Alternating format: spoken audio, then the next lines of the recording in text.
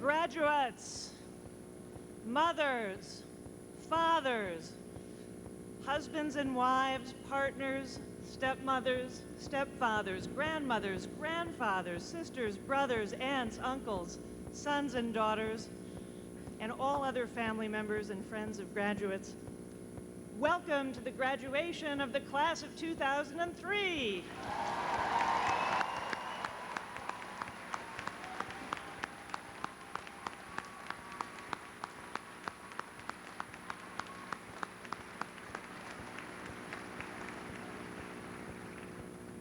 This beautiful weekend is an occasion for great joy and celebration. My colleagues and I were delighted when you chose so wisely to come here a year or 3 years ago. Who, after all, could resist a world-class law school in paradise? You are distinguished today as you graduate by what distinguished you then when you first arrived. A unique combination of intellectual curiosity and brilliance and passion, along with bonhomie, camaraderie, a real spirit of fellow feeling and solidarity, and a remarkable diversity of backgrounds, talents, and ambitions. In the time that you have been here, the faculty and I have sought to give you a legal education that had rigor without rancor, excellence without enmity, challenge without churlish competition. We have tried to teach you in ways that are demanding but unpretentious, to be a law school that is blessed by warm weather but has no hot air. We have tried to inspire you to welcome the challenges of law, to revel in its difficulty, to love its complexity and its nuance and depth. We have loved having you here. Thank you for spending these years with us. Today is the turning point when you will cease studying law and start practicing it. Stop simulating problems and start solving them. And stop paying for the law and beginning to have the law pay you.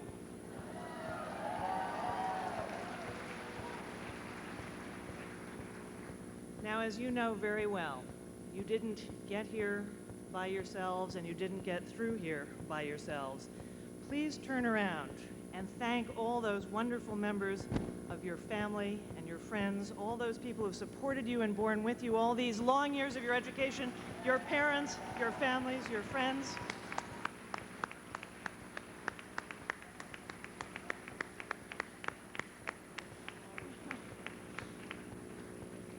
And it is now my pleasure to introduce class co-president Sarah Lindeman and class co-president Brian Gustafson to present this year's Staff Appreciation and Teaching Excellence Awards. And let me thank them and all the leadership of the class of 2003 for doing a wonderful job getting up to this graduation, including by reaching your goal of having 3/4 of the class contribute to the class of 2003 gift. Thank you very much on behalf of future Stanford Law students for that gift. Sarah and Brian.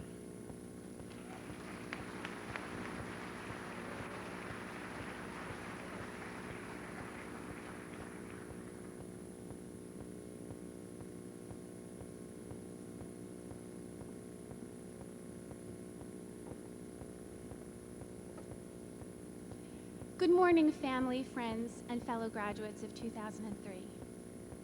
When I began reflecting on the past 3 years and all that has happened in the world, the United States, and here at Stanford during our time in law school, it felt at first as if these 3 years for the JDs have been marked primarily by bad news and unfortunate developments. For example, conflicts over interest over the war in Iraq have caused a crisis within the international community and the quasi-legal institutions of the United Nations. Domestically, Bush v. Gore led to an unprecedented open politicization of the United States Supreme Court. And the longest economic downturn in recent US history is leading to hardship, including a budget crisis right here at Stanford. And last but certainly not least, the events of September 11th, 2001 have, among other things, undermined our sense of security in the US. In the face of so many challenges, I believe it's especially important not to lose sight of the many wonderful things that we have also witnessed during these 3 years, and the central role that law and lawyers have played in a number of these developments.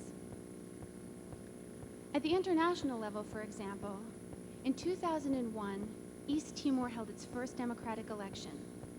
Voters chose their first popularly elected assembly, lawmakers who have drafted a constitution, and set a stage for an independent democratic society after centuries of oppressive colonial rule and occupation when law was imposed from above. Another example, in 2002, we witnessed the end of a bloody civil war in Sierra Leone. More than 50,000 people had been killed and many more tortured in the decade-long war that was marked by atrocities against civilians. The war ended last year with the help of the United Nations, and a special tribunal has been established where international and Sierra Leonean lawyers and judges will hold those who committed these atrocities accountable for their heinous actions. Lawyers and legal institutions are thus helping establish a sense of justice and facilitating reconciliation. At the national level in 2001 and 2002, we witnessed a heightened commitment to upholding the United States Constitution and its guarantee of due process, namely through increased scrutiny of the death penalty. The U.S. justice system has been confronted with growing numbers of criminal defendants who've been sentenced to death and then later exonerated by exculpatory evidence, especially DNA testing. Indeed, the Innocence Project, a clinical program founded at Cardozo Law School, has alone overseen 127 DNA-based exonerations. Such cases have prompted the governors of Illinois, Maryland, a federal court, and others to re-examine the death penalty, which cuts off defendants' opportunity for exoneration and may be denying criminal defendants their constitutional right of due process. An inspiring commitment to confronting potential failures in the United States justice system rather than just resting comfortably with the status quo. And even at a micro level here at Stanford Law School, we've witnessed highly positive developments. We've continued to beat out Harvard Law School in the U.S. News and World Ranking reports.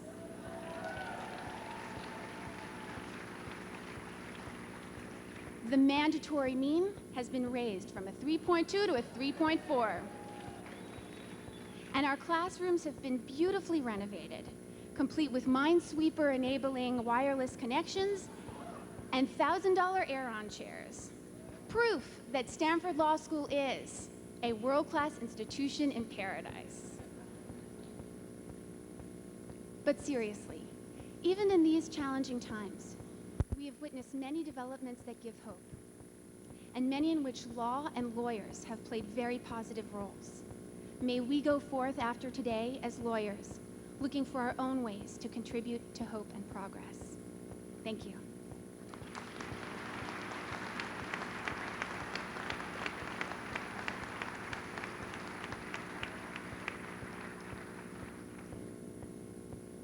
Each year, members of the graduating class nominate and vote on a faculty member to be awarded the John Bingham Hurlbut Award for Excellence in Teaching. This year's winner is known for his innovative teaching methods, as well as his use of video clips from popular movies to illustrate the finer points of evidence law. His efforts clearly show that classes can be both challenging and fun. He received his undergraduate and law degrees from Harvard, which of course can be forgiven, and has been a member of the Stanford faculty since 1995. It is my great honor to introduce to you the 2003 John Bingham Hurlbut Award winner, Professor George Fisher.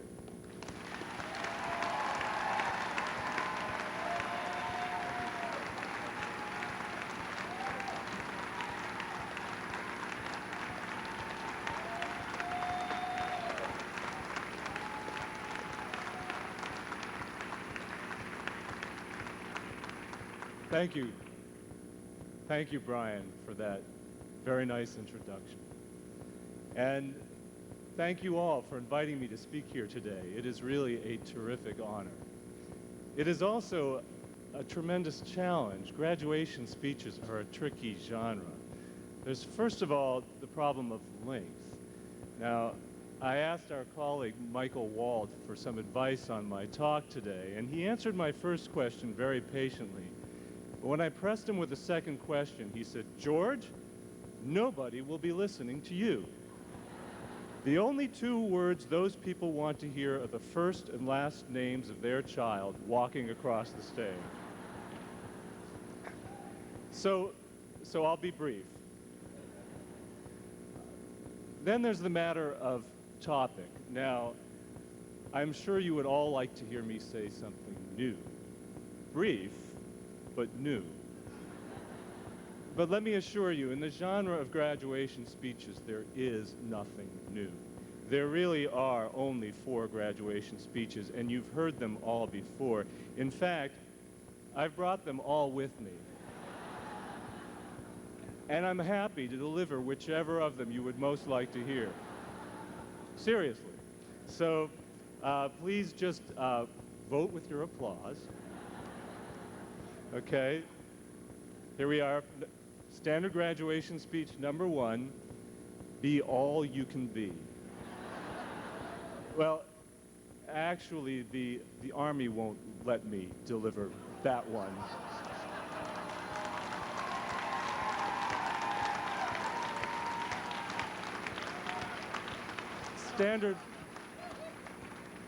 Standard graduation speech number 2, be like me. Okay. You can laugh, but I think this one has promise. The difficulty is it's probably too long.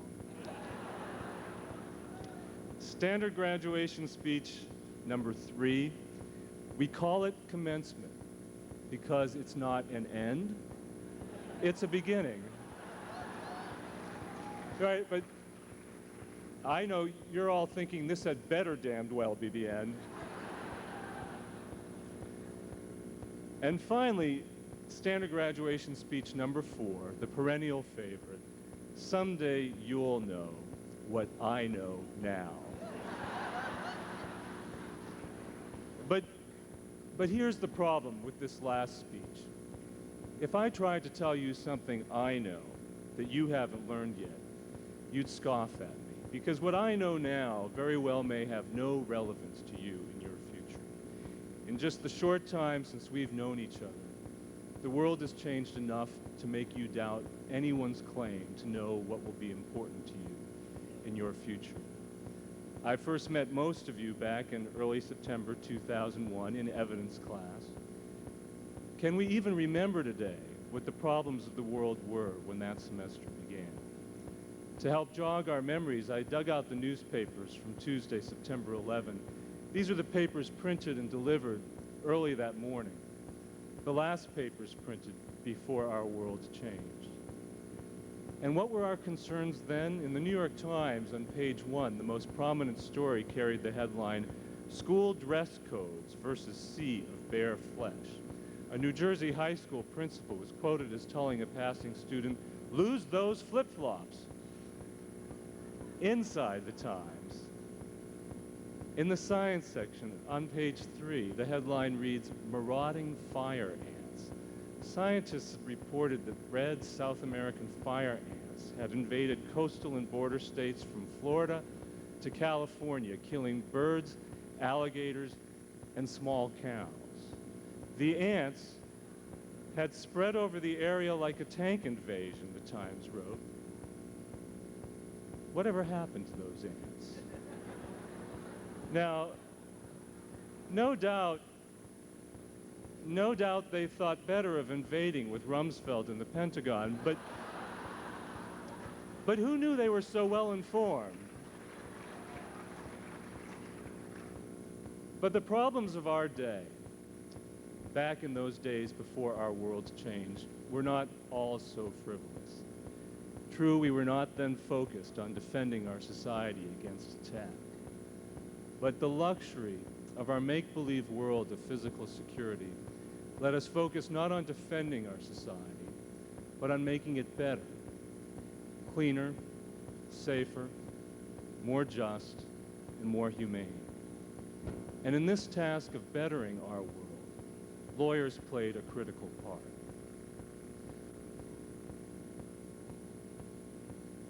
Let me go back to the time before September 11, because I want to tell you about how I planned our evidence class that day. I sat at home on September 11 behind my desk with one eye on my television set and one eye on my computer screen, wondering how I would be able to persuade you that evidence law remains somehow worth studying, even as our world came undone. Our topic for the next day's class, as some of you may remember, was conditional relevance. Now, the whole point of the lesson on conditional relevance is that the entire doctrine was a blunder, that there really is no separate problem of conditional relevance. So there I was in class on the morning of September 12, wondering how I could persuade you that evidence law and this entirely superfluous doctrine remains somehow worth studying, even as our very security seems suddenly an illusion. As we fought through that class, I worried that lawyers and law could never again claim their central role in guiding and shaping our culture. As of that morning, the New York Times reported what lawyers had been doing to try to make our world better. On the front page of the Times, at the bottom, a small item notes that the EEOC had brought suit against Morgan Stanley, the investment house, for discriminating against its female brokers. The chairwoman of the EEOC was quoted as saying that her department would not tolerate, in any form, at any level, in any industry, the existence of workplace barriers that operate to exclude on the basis of gender. On page 20, under the headline, "Arsenic Standards in Drinking Water Too Lax," the Times considered how the Environmental Protection Agency would respond to a study showing that even tiny quantities of arsenic in drinking water could cause cancer. And on the opinion page, a law professor debated the best ways to reduce crime in the nation's big cities without triggering illegal and discriminatory police practices. These were some of the things that lawyers were doing as of the morning of September 11 to help better our world. But what happened that day to the role of lawyers? In the 20 months since, many of the worst of my fears on that morning of September 12 have come true.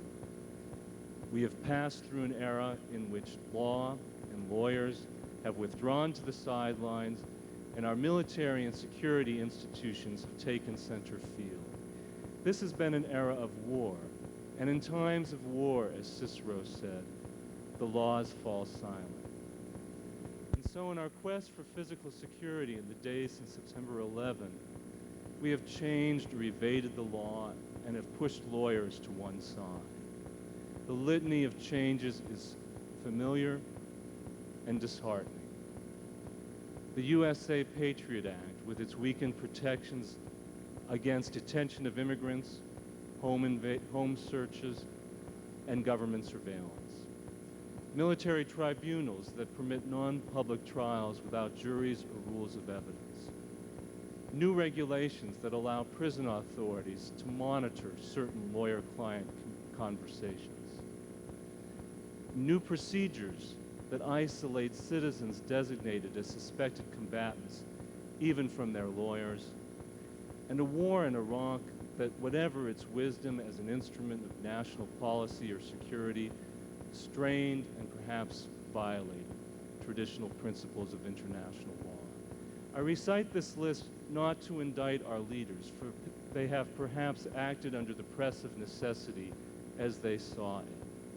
Many have argued, in the words of Justice Jackson, that our Bill of Rights is not a suicide pact. Rather, I recite this list to lament our laws. Over the last 20 months, we all have learned that the prominence of lawyers in our culture and the primacy of law may be luxuries of physical security and casualties of war. we have learned that when our very survival is at stake, the legal terms of that survival become negotiable. And yet, in many other ways, my fears as of the morning of September 12th have proved too great. Because I also worried that lawyers would lose sight of the law's central mission to work little by little toward a more just and more humane society. Yet even as the law has withdrawn from the central issues of our day, it has worked on the sidelines in many of the ways Sarah mentioned in her opening talk, quietly but tenaciously achieving change.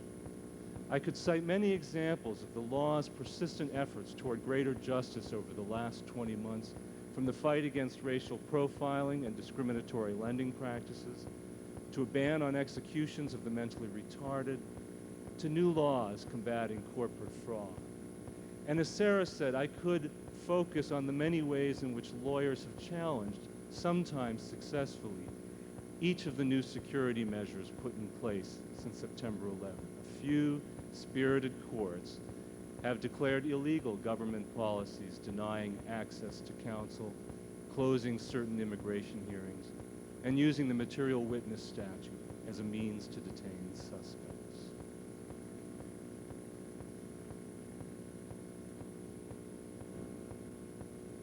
But one example of the law's persistent efforts to gain justice means most to me, because it brings me back to my own law school graduation 17 years ago.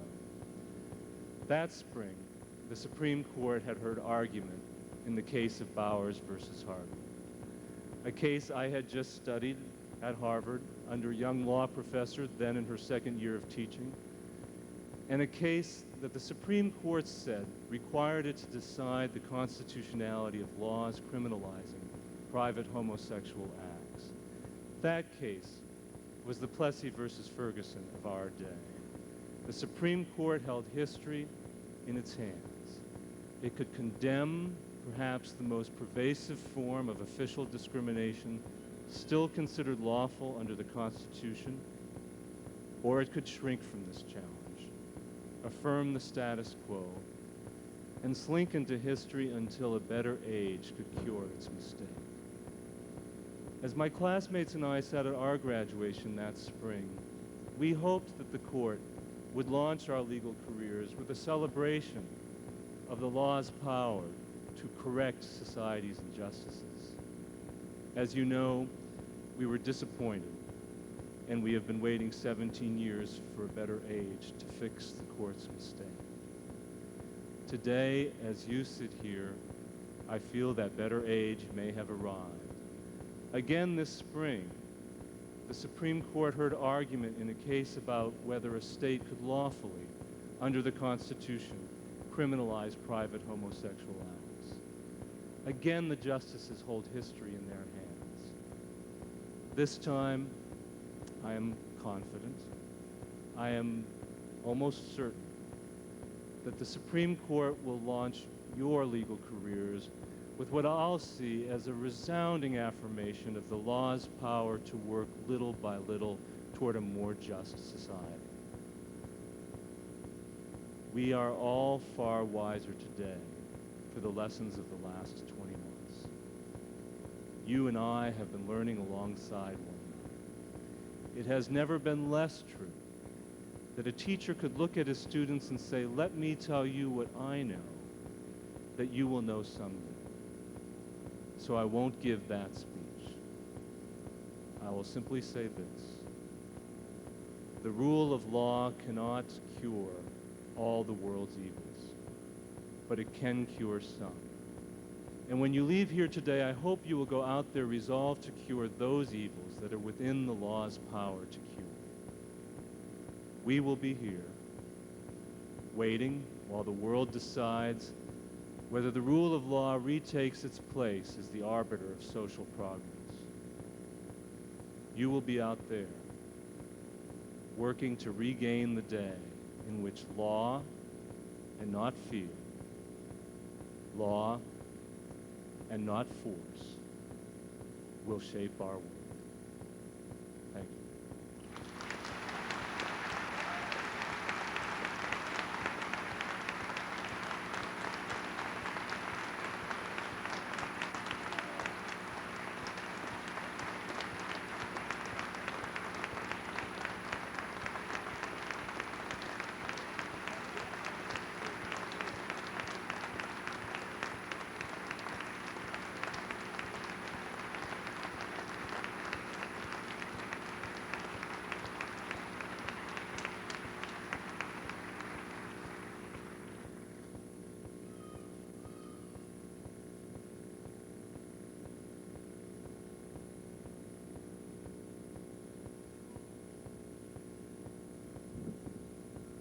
Members of the graduating class also vote on the staff person, administrator, or faculty member who has played an integral role in the lives of the graduating students. This year's winner has demonstrated a tireless devotion to the student body through her work as Associate Dean of Student Affairs. She is quite possibly the glue that holds the students and administration together. A 1985 graduate of Stanford Law School, she joined Stanford in 2000 and quickly earned the respect and trust of the students. It is my pleasure to present this year's Staff Appreciation Award to Catherine Glaze.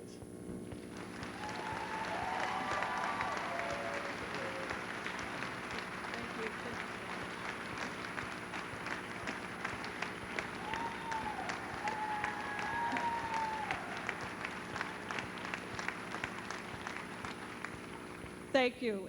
I think the only way that I can repay the honor that you have paid to me is to do what George says are the two most important words. Read everybody's first name and last name. So, if the candidates for the Doctor of Science of Law degree would stand and approach the stage.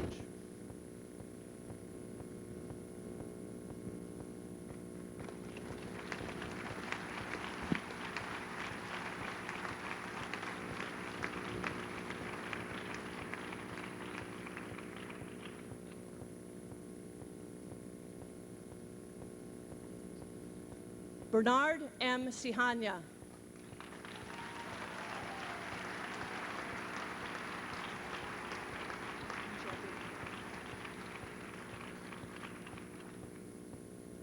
Xiaobing Zhu.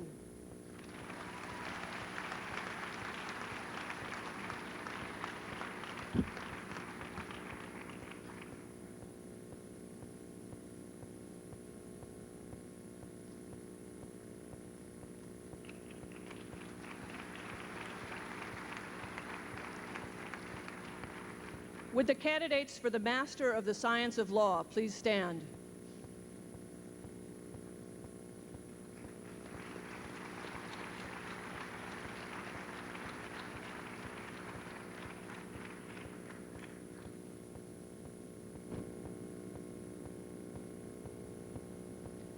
Jordi Agustí Panareda.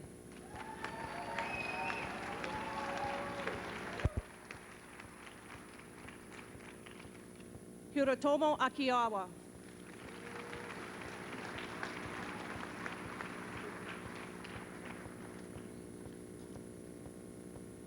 Adi Aaron Gilat.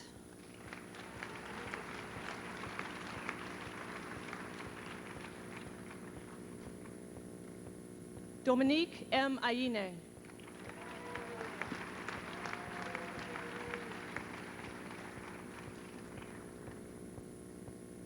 Il Zhang.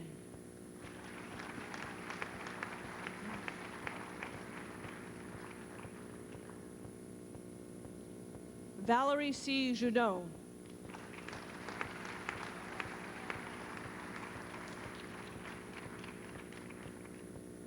Hector J. Lehoud.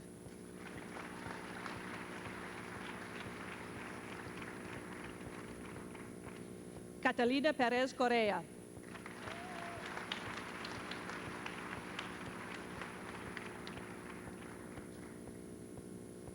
Luis Fernando Perez Hurtado.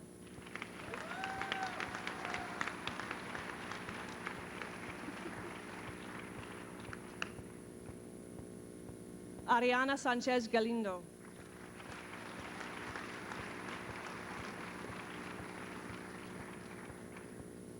Yong Wang.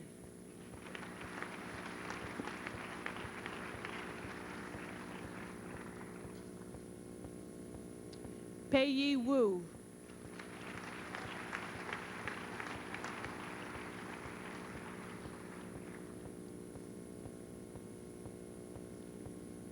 If the candidates for the Master of Laws in Corporate Governance and Practice would please stand and approach the stage.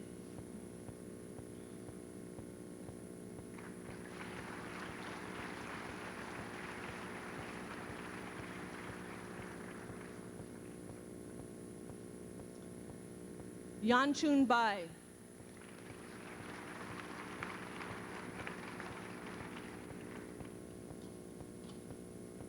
Johannes A. Berge.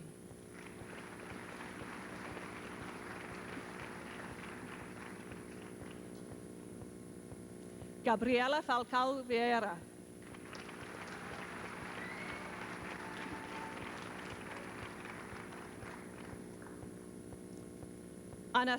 Anastasia Gaidarzinskaya.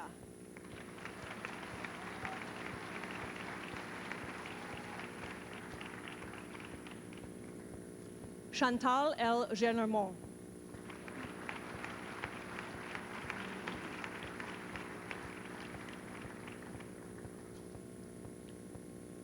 Kyung Yoon Lee. Nasimolden. Gani A. Nasimolden.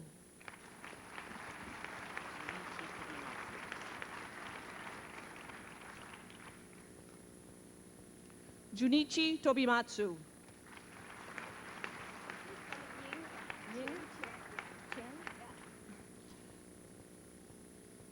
Violet Chan.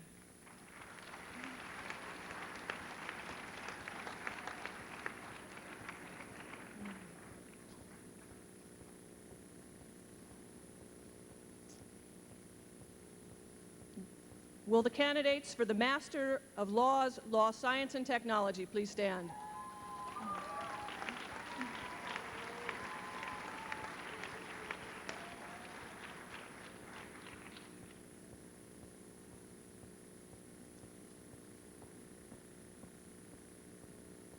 Mia K. Garlick.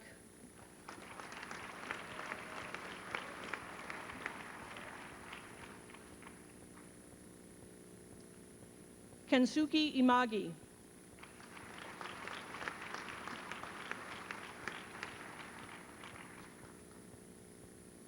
Hitome Iwase.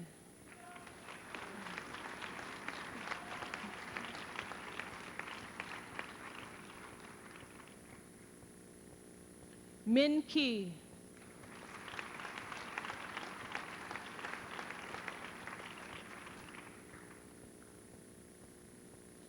Baurjan Konizbayev.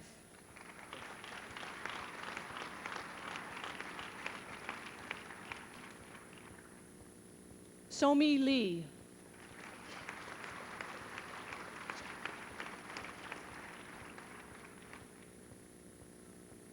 Claudio Paul Magnolia Markovic.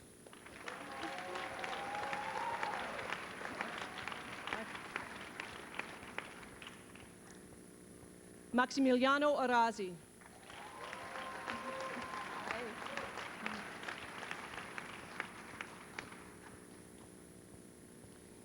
Vineet Subramani.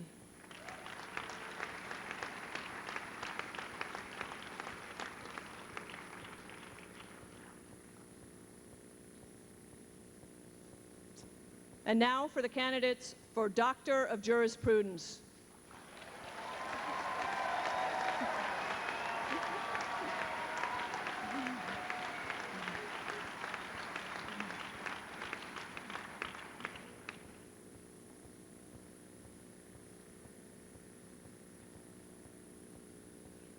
Nicole Lee Acton.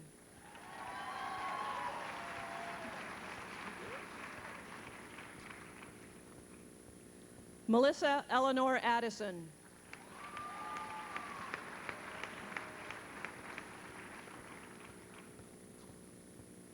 Erin Marie Adrian.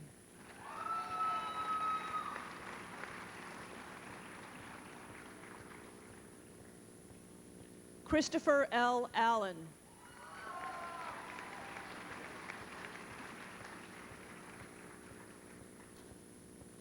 David C. Armale.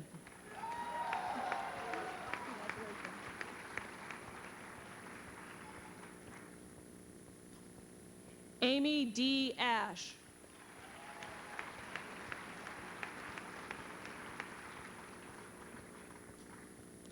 Scott D. Ashton.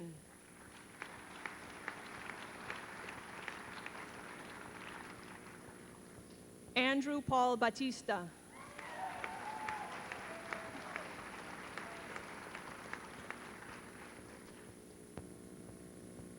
Radha Blumkin.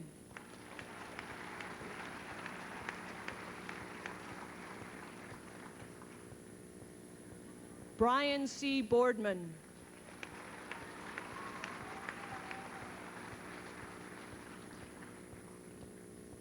Herbert F. Bonet.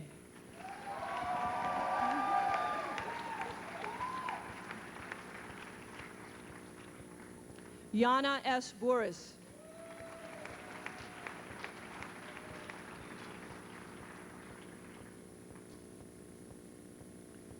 Taryn G. Bross.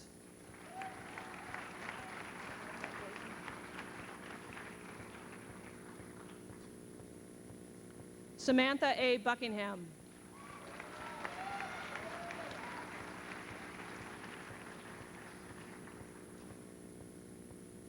Aaron M. Bukofser.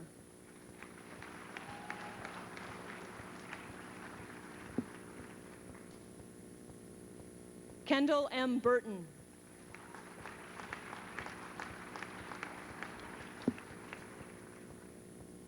Daniel J. Bush.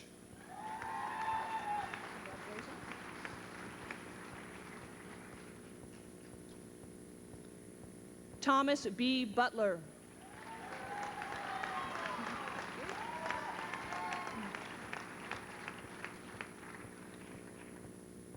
Shahid Buttar.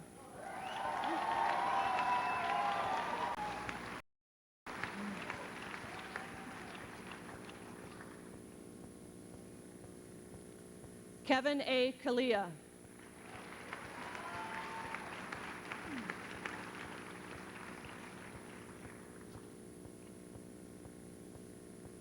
Nilda Sky Canaves.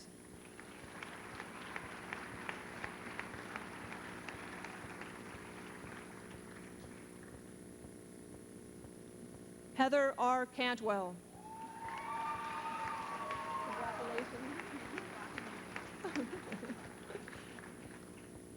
Nichelle Samara Carr.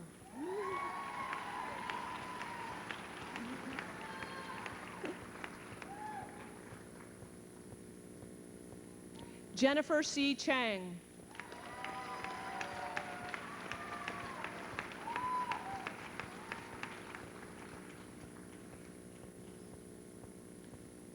Charles A. Chavez.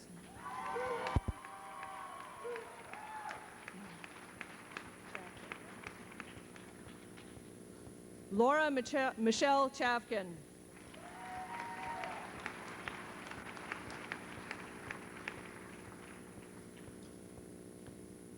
Emily Chen.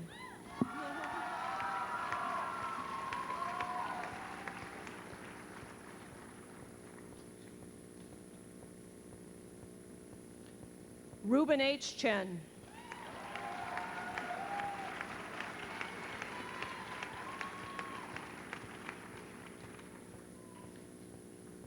Lusan C. Chua.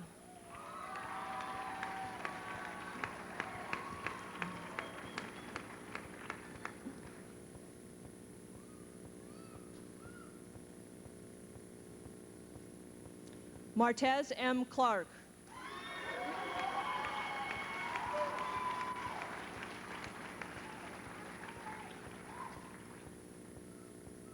Sean M. Clayton.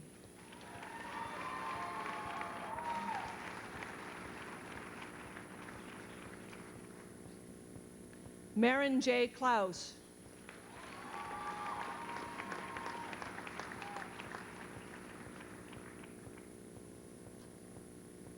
Michelle Kim Connors.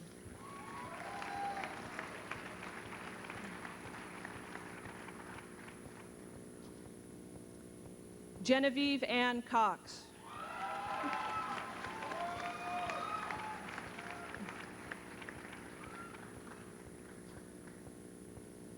Jacqueline G. Kernut.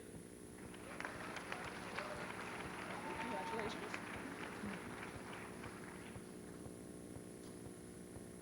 E. Brigham Daniels. Congratulations.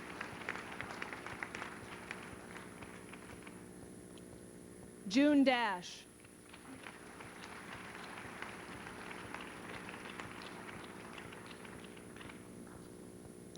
Peter E. Davids.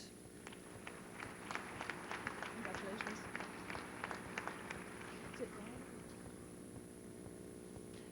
Natasha N. Dawood.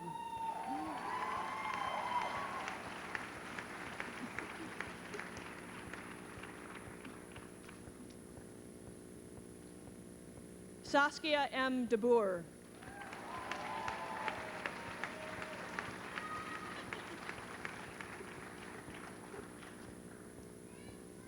Kathleen Donahoe.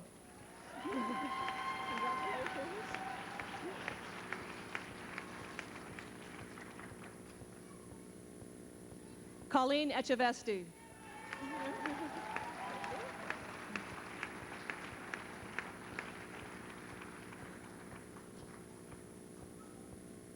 Robert L. Elam.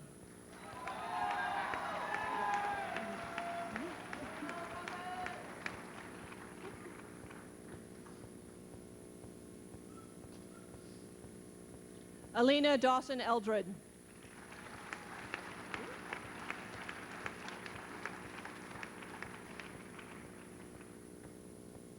Jordan S. Elias.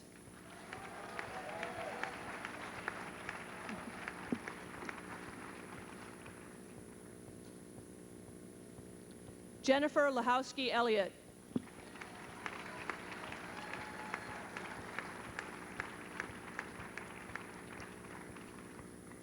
Ronald A. Fine.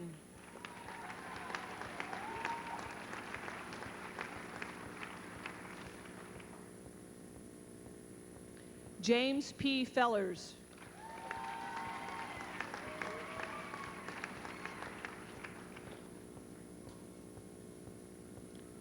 Elizabeth Susan Fishman.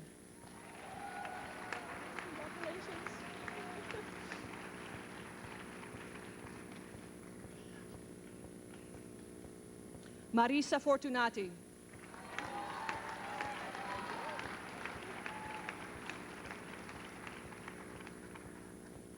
Benjamin Perkins Foss.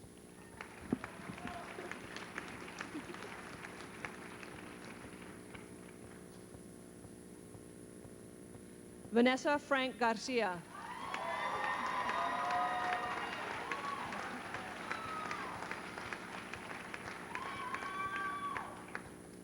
Jeremiah Fry Pearson.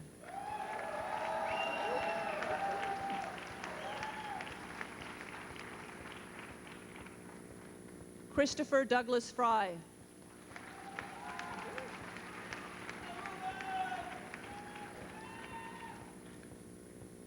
Ruben Angel Garcia.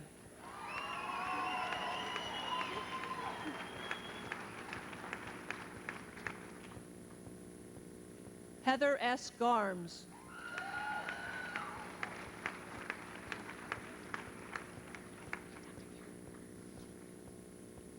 Gary A. Getchlick.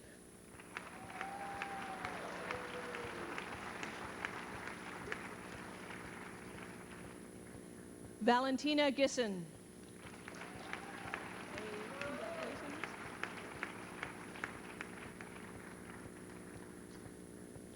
Andrea E. Glosser. Congratulations. Jeffrey Mark Godfrey.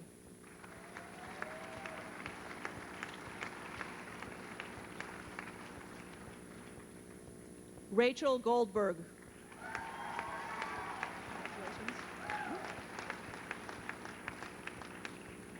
Jason M. Gonder.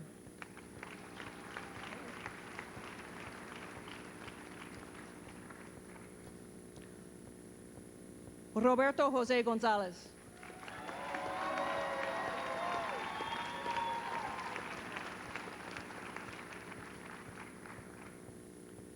David R. Gosling.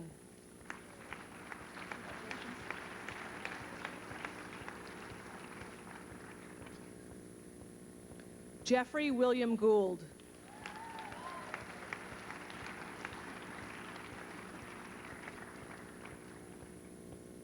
Peter E. Gratzinger. Congratulations.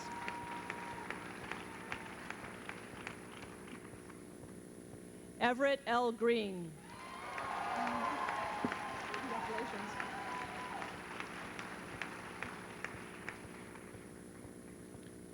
Stephanie M. Goucher.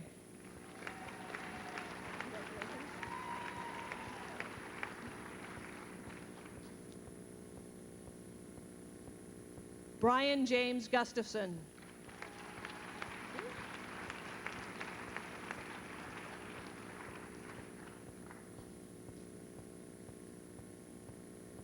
Christopher Guzalian.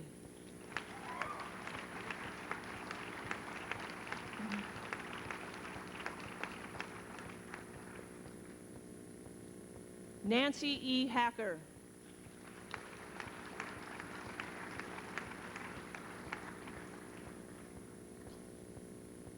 Eric M. Hairston.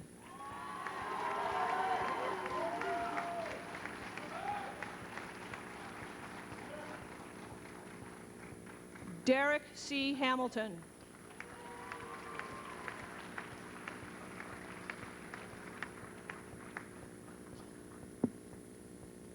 Brian C. Hanley. Hi, congratulations.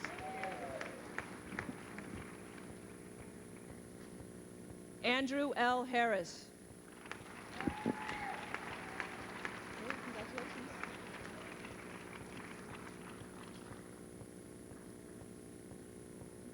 Kelly Christine Harris. Congratulations.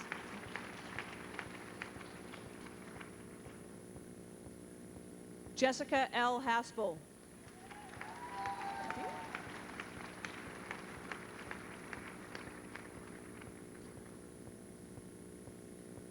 Barrett C. Hester.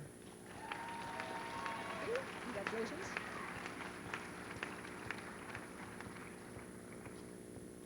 Benjamin Joseph Horwich.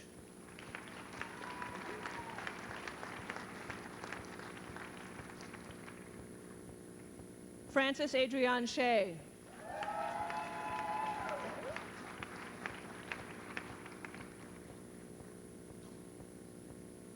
Lucas William Weezer.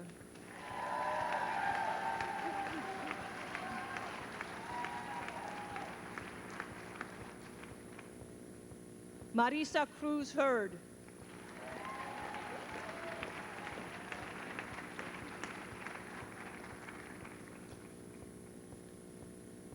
Deborah Martha Maud Hussey.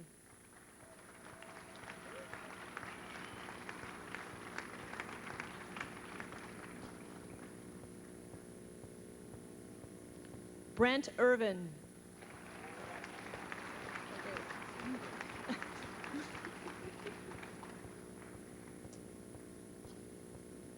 Brent William Johnson.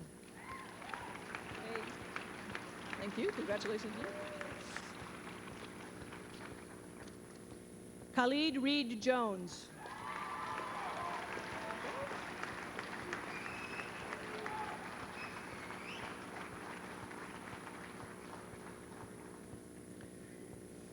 Matthew Kahn.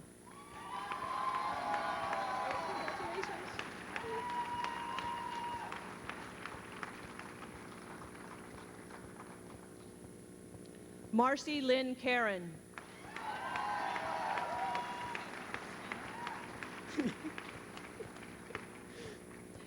Corrine Thadra Kendrick. That's all right.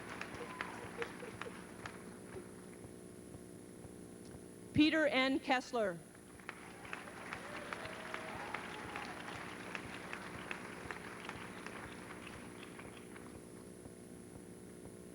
Catherine Mia Kim.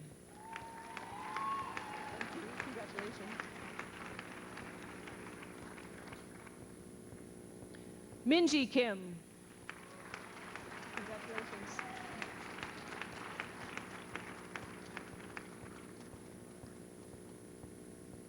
Daniel S. Kirschbaum. Congratulations. You're doing great. Thank you. Alexander G. Krulik.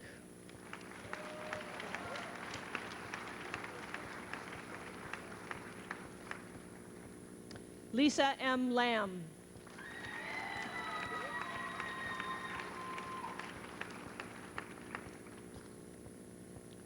Chelsea Larson.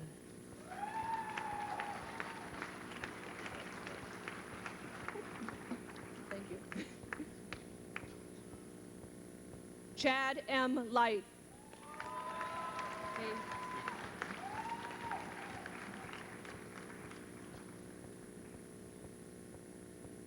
David W. Lurch. Congratulations.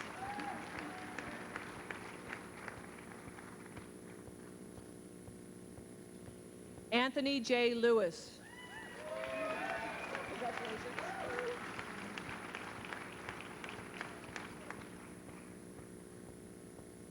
Monica G. Lewis.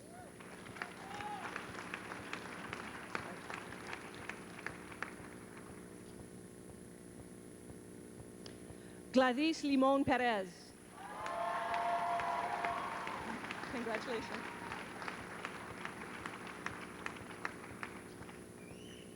Sarah Nancy Lindeman.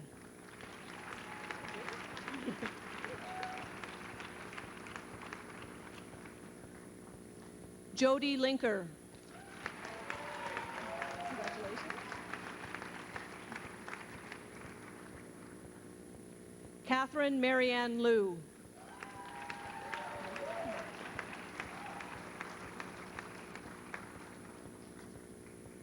Stephen L. Mansell. Congratulations.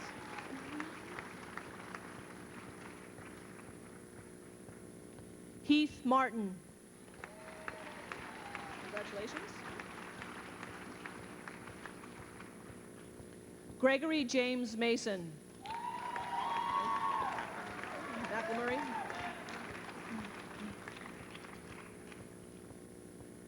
Brannon G. McElmurray.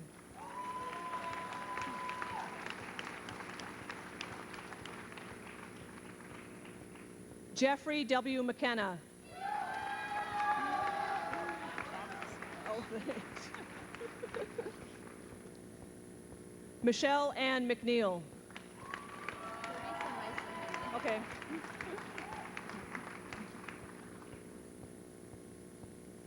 Larissa Meisenheimer.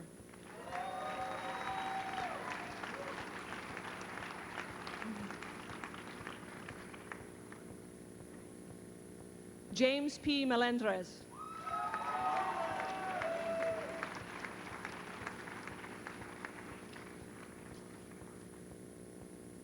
Michael Dominic Muti.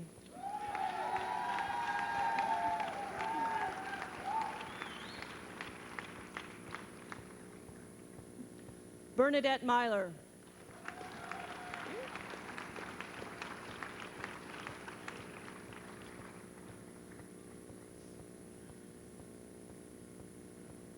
John C. Miller.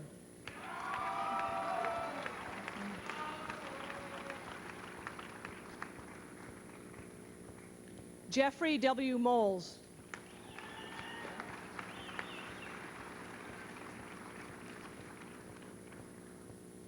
Suzanne R. Moskowitz.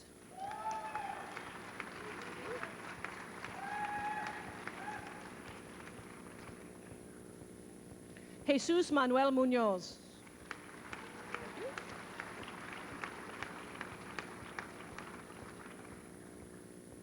Cameron Murphy.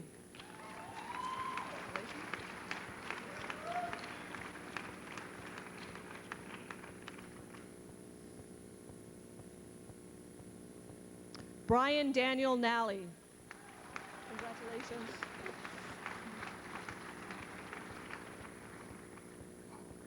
Benjamin Niederland. Thank you. Congratulations.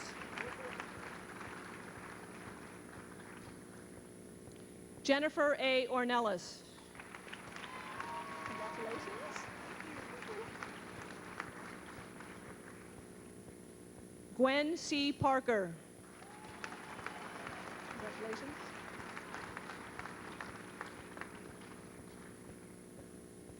Namira A. Patel. Congratulations.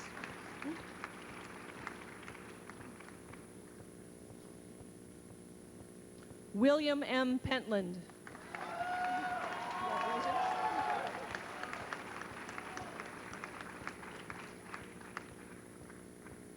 Brendan J. Peters. Congratulations.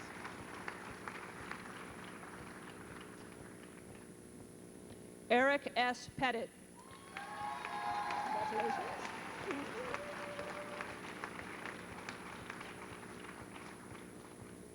Peter Cyrus Pfaffenroth. Congratulations, Maggie.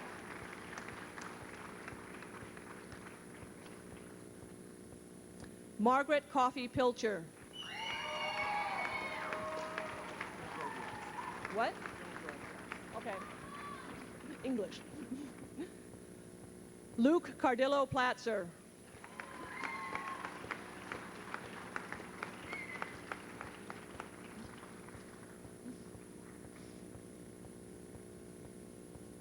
John Frederick Querio.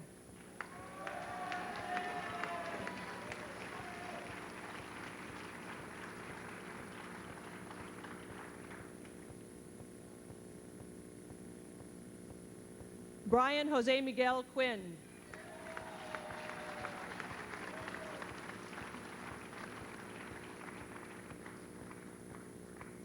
Jonathan Eric Rakoff.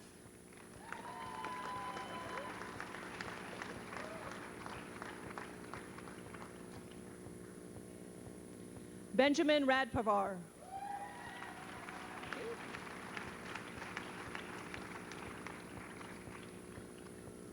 Tanvir Rahman.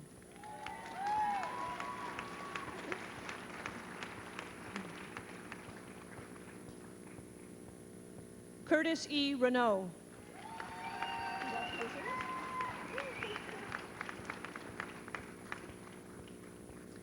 Abigail Resnick.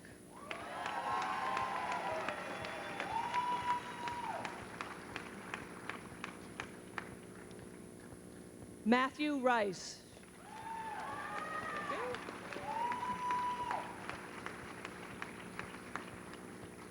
Rogelio Omar Riojas.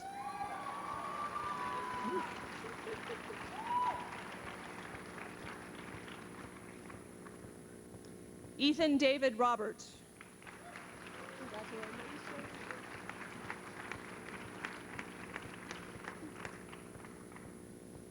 Noel Rodriguez.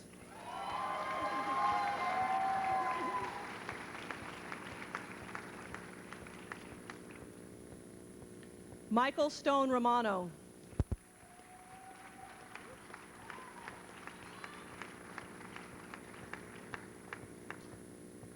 Ana B. Rosado.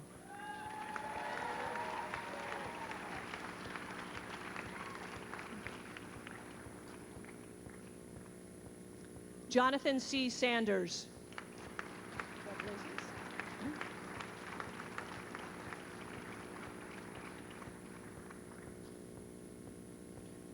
Joseph J. Surratt. Congratulations.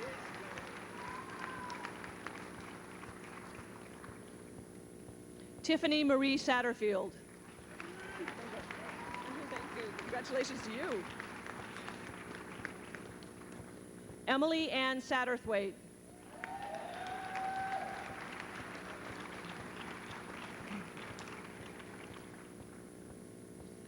Zoe Scharf.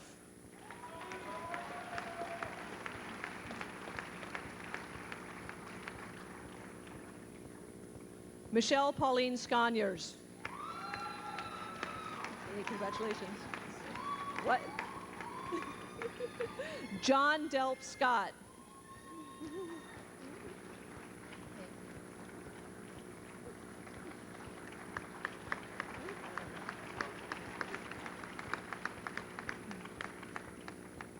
Ananda Sen. Congratulations.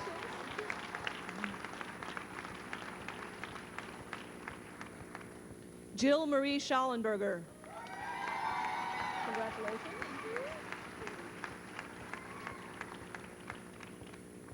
Courtney L. Shaw. Okay.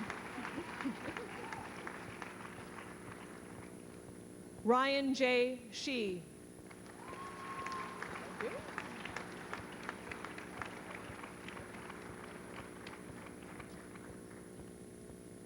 Daniel I. Silverberg. Congratulations.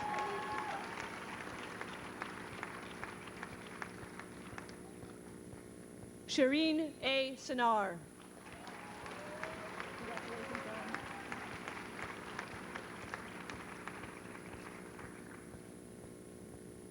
Dawn L. Smalls. Congratulations.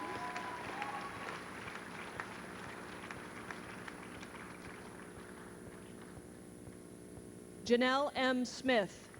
Congratulations.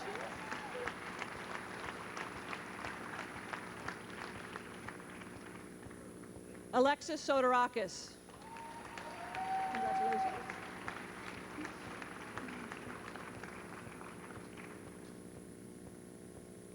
Ryan Scott Spiegel. Congratulations.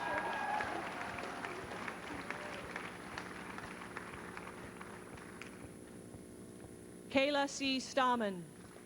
Congratulations.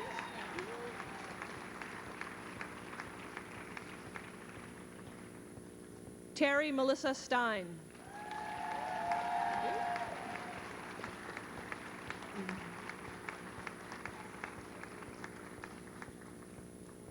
Nicholas Augustine Subius. Congratulations, Andre.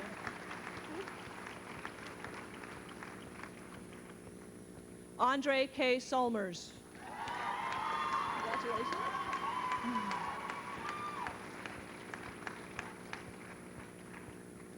Tana Marie Shemansky. Ermine? Okay. Bianca Ermine Thomas. Oh, thank you.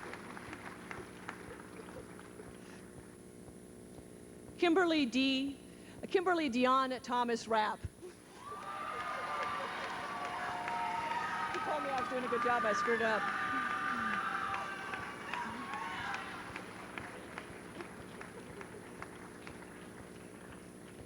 Amy C. Tovar.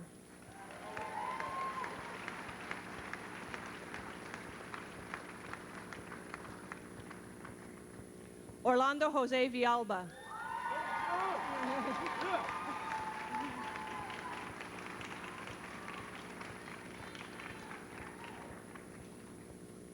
Jaucol Ilex Viña.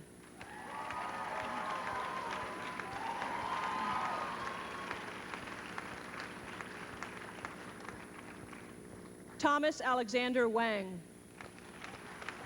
Congratulations.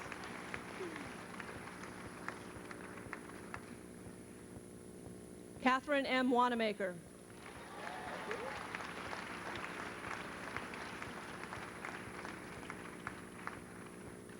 Louise A. Warren. Congratulations.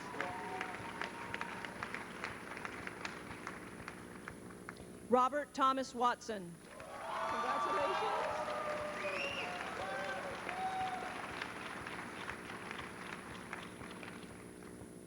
Sharon N. Werner. Congratulations.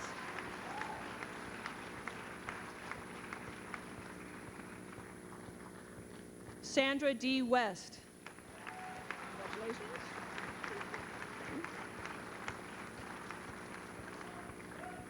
John M. Wilson. Thank you.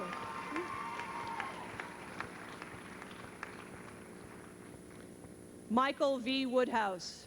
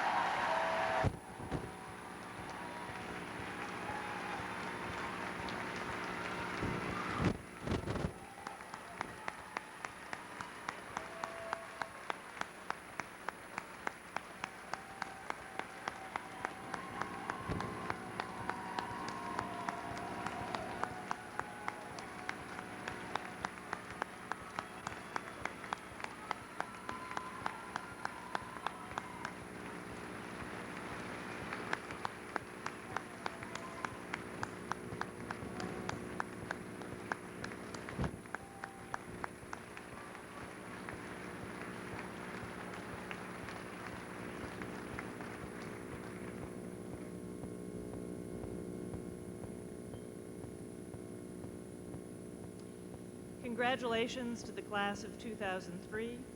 Congratulations to our award winners, George Fisher and Kathy Glaze. Thanks to Mary Stiles, who helped hand out all those diplomas.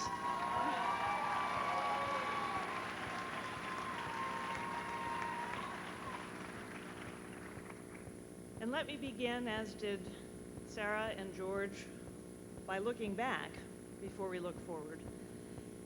As you look back over your time at Stanford Law School, of course, a lot has changed, the Aeron chairs in particular. But I want you to know they only cost $250 a piece on sale from Webban. But what's also changed, of course, is you. We hope that we've filled you not just with knowledge, but with learning, with practice, with the ability to begin with a running start on the jobs in law firms and judicial chambers and government offices, impact advocacy organizations, businesses, and investment banks that you're going to. We hope, and indeed we know, that you've learned as much or maybe more from each other as you've learned from us. And we hope, above all, that we've prepared you well for a world that has changed since your arrival in all the ways that the other eloquent speeches have alluded to. For those of you who arrived back in 2000, you came here innocent of the knowledge that markets were things that could go down. You'd grown up among a series of national administrations, Republican and Democrat alike, who had declared that the era of big government was over. And you belong to a generation that, unlike the representatives of the great generation, your parents and grandparents here with us today, who lived through the bombing of Pearl Harbor, you arrived innocent of the knowledge that Americans could be vulnerable to attack on our own soil. Now, in a world sobered locally by the burst of the dot-com bubble, and much more seriously by the events of September 11th and the continuing threats to domestic security and peace, you graduate as law students with a new sense of sobriety and purpose. You know better than those who graduated in the years before you how important the balance between public law and private values is. You know that government is full not just of red tape, but of blue-clad and white-clad and green-clad heroes whose sense of public duty saves lives even as it costs them theirs. You know that markets need regulators and accountants need standards, and that exuberance is kept from being too irrational by law.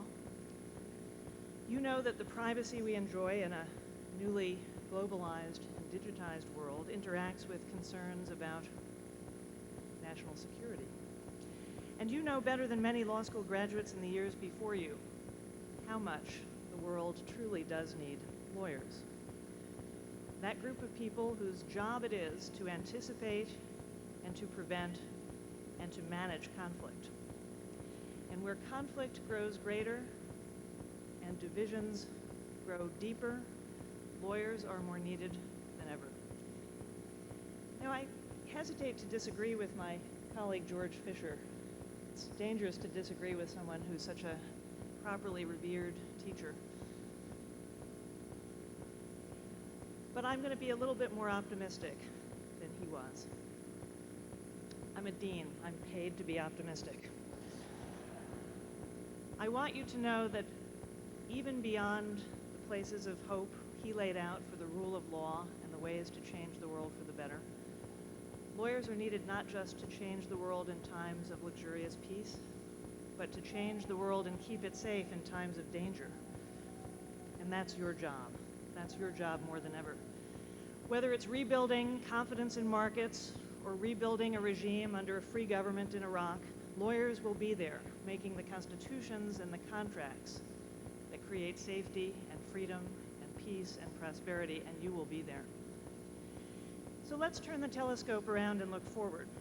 I know it's hard to imagine right now. You're thinking, right, I can look forward to taking the bar exam, starting a new job, packing, moving, leaving paradise, at least eventually, except for those of you lucky enough to stay or come back. But 25 years from now, when you come back to to your 25th reunion at Stanford Law School, and I hope you'll come back early and often to those reunions. You'll be among the company of some of the most wonderful men and women I've had the privilege to know as dean, the now 7,500 strong alumni of Stanford Law School. And you'll ask yourself, in addition to who looks good and who looks fit and who looks younger and who looks older, you'll ask yourself, what have you done with your life in the meantime? Now, you are extraordinarily talented. You are extraordinarily talented in a variety of ways. You have a multiplicity of talents and ambitions. And lying before you is a set of marvelous opportunities that a degree from this wonderful law school opens up. And if you're like our alumni, you'll be able to follow all those aspirations and all those dreams, sometimes through several careers in a single lifetime. You can be like our graduates who've been lawyers and then senators, chairs of firms, or Secretary of State, members of the private sector, members of the public sector, people who go in and out of U.S. attorneys' offices, back to private firms, into state government. You can be like our graduate, the person in charge of redeveloping New York. You might be teaching like the alumni on our faculty, the great professors Grunfest, Barton, Thompson, and Weisberg. Or you might come back as Associate Dean for Student Affairs, like Kathy Glaze. You might be the chair of a multinational law practice. We boast, among Stanford Law School alumni, the chairs of a number of leading national firms, as well as people who've started their own new kind of law firm when the old ones didn't fit, as Craig Johnson did at Venture Law Group.